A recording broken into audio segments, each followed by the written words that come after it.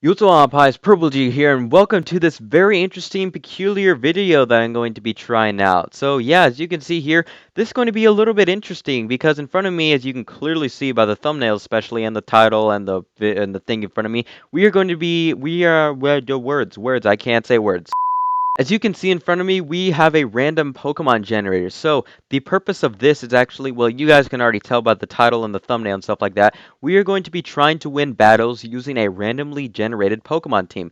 So I decided, you know what, this would be a pretty interesting video idea. I haven't really seen anything quite like this, so this is going to be pretty interesting. So I decided to try this out, give it a go, and hopefully things are going to go in my favor. So as you can see here, moving to the random Pokemon generator, we are going to be generating 6 Pokemon, of course, and it's going to be from all regions, from, Kanto all the way up to the Galarian region, all types, Ubers, and all the good kind of stuff. So yeah, there is going to be different kinds of forms. So we can get, like Black Kyurem and Kyurem on a team, stuff like that.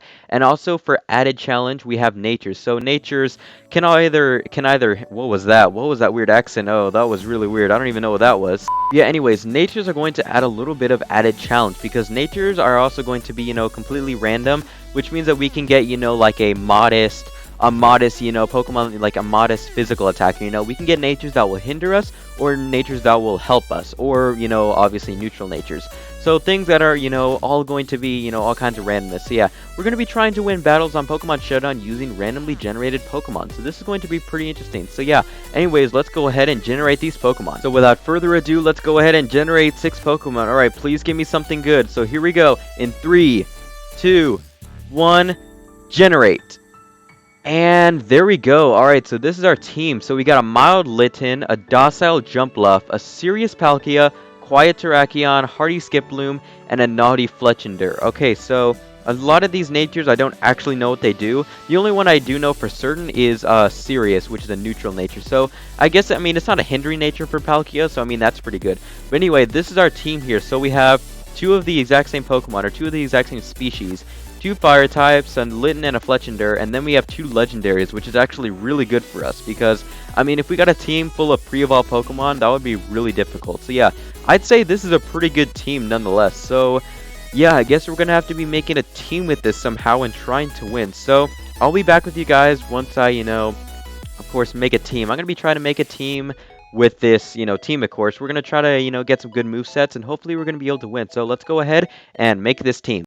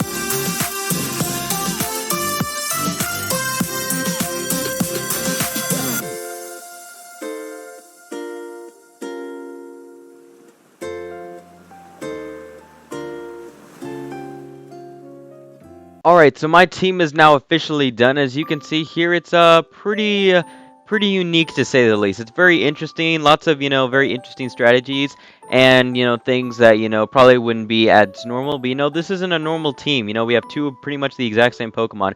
So we're trying to make it work here. So anyways, the format is unfortunately going to have to be Gen 7 Ubers. One thing, we can't do Gen 8 because, a majority of Pokemon don't even exist in Gen 8 because they were unfortunately cut. And then we can't do Gen 7 OU because, Palkia is Ubers and that is banned in OU. So unfortunately, we have to do Gen 7 Ubers, which means that there's going to be a lot of legendaries, a lot of, annoying Pokemon like legendaries, mythicals, and stuff like that. But, will someone manage to get through it? So anyways, as you can see here, let's just go ahead and, start things off with my team here, my very interesting, peculiar team here. So let's go and start with Litten. Let me go and select it there. So Litten is supposed to be a Pokemon that literally its entire purpose is just to come in, annoy a Pokemon, maybe take it down, set up Toxic, and then that's pretty much it, which is, why it has, Endeavor over here.